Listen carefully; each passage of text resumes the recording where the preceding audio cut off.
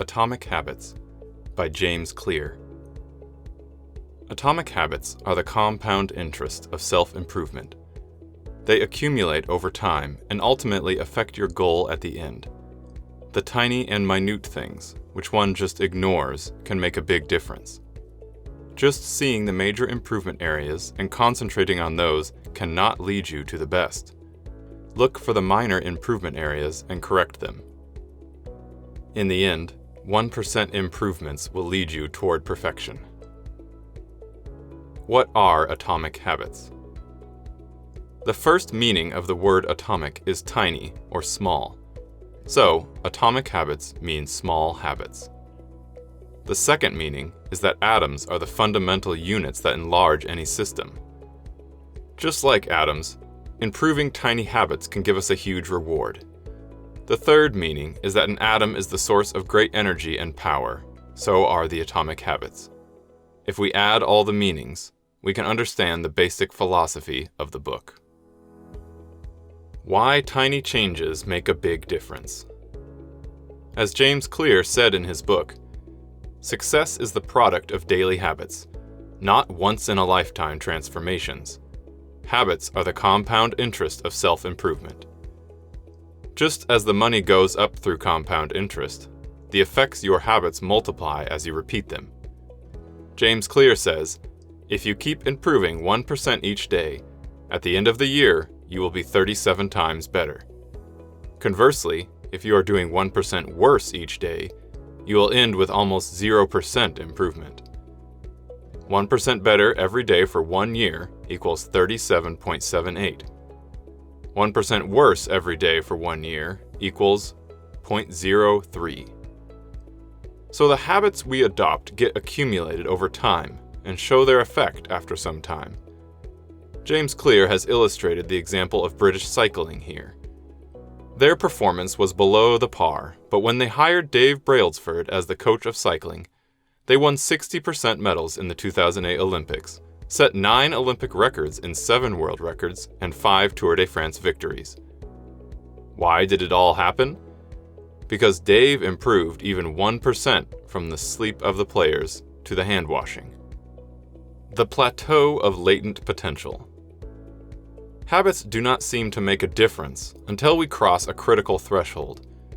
We expect progress to be quick, but the key aspect of any compounding process is that the effects are delayed until we cross a threshold, what James calls the plateau of latent potential. When you do not see the immediate or quick result, it leads you toward disappointment. But what actually happens is that those efforts and habits get stored over time, and when you cross that threshold, your efforts show the amazing result, which you did not see at the beginning. Forget about goals. Focus on system instead. So, what is the difference between goals and systems? According to James Clear's words, goals are about the results you want to achieve. Systems are about the processes that lead to those results. Focus on your system, because that system will lead you toward your goal. If you just keep expecting a good result, but do not focus on the system, you will end up with nothing. James identifies 4 problems with goal setting. Winners and losers have the same goals, but what makes the difference is their system.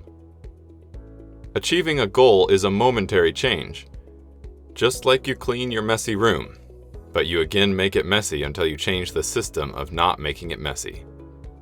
Goals restrict your happiness. You feel happy only when you achieve your goals. When you fall in love with the system, you will find happiness in doing the process also. Goals are at odds with long-term progress. Once you achieve your goal, you leave all your good habits. Just like you run for a month to win a race, and when you win it, you stop running, because your motivation is over. The 3 layers of behavior change. According to James, changing our habits is challenging for 2 reasons. 1, we try to change the wrong thing. 2, we try to change our habit in the wrong way. There are 3 layers of behavior change. Change in your outcomes, change in your process, and change in your identity. Outcomes are about what you get. Processes are about what you do. Identity is about what you believe. Most of us focus on our outcomes and not our identity. But the ultimate motivation will be when our habits become part of our identity. So you should develop identity-based habits, not outcome-based habits. 1. How to build a habit in 4 simple steps. James divided the habit-building process into 4 stages. Cue. The cue triggers the brain to start the action, because it reflects the reward we will get. Craving. Craving provides the driving force to adopt a habit. Response. Response is the actual habit or process we adopt to achieve our reward. Reward. In the end, the reward for which we adopted a habit. These 4 steps are called habit loop. This habit loop ultimately makes you develop a habit. Cue and craving are the problem phase, while response and reward are solution phase. The 4 laws of behavior change. The habit loop of cue, craving, response, and reward can be transformed into a practical framework, which we regard as 4 laws of behavior change. We can relate each stage of the habit loop with a law. The first law, make it obvious. The first law is make it obvious, and it is related to designing our environment around our cues and knowing our old habits to change them. Sometimes our habits are so automatic that we do not pay attention to it. To track your daily habits, simply design a habit scorecard for yourself to know your daily habits. Wake. Turn off alarm. Check my phone. Go to the bathroom. Weigh myself. Having breakfast. How to start a new habit. Identify your current habit and stack your new habit on it, called habit stacking. For example, after eating fast food, I will do 10 minutes of exercise. Implementation intention. Set out your implementation intention to do a habit. Once it is done, you won't have to wait for the inspiration to do a certain habit. For example, I will exercise at 7 p.m. in my lawn. Design your environment. Put more steps between you and bad habits and few steps between you and good habits. For example, you visit your kitchen and there are cookies placed over the shelf. You will surely eat 1 or 2, even if you do not feel hungry. But when those cookies are in the drawer, you won't eat them just by visiting the kitchen. The second law, make it attractive. The second law is make it attractive, and it is related to the craving aspect of the habit loop. The more attractive the process is, the more chances that it will become our habit. We know that dopamine is released during pleasure and addiction, but it is also released when we anticipate pleasure. This anticipation motivates us to take actions. Temptation bundling. Temptation bundling is a strategy to pair a habit you want to adopt with an action you need to do. For example, after eating my dinner, I will make a presentation for the meeting. After making the presentation, I will walk for 10 minutes. Role of family and friends. A man usually imitates the habits of the people he is living in. Same way, to develop a better habit, join the people or friends where your desired habit is considered normal and good. How to make a bad habit unattractive.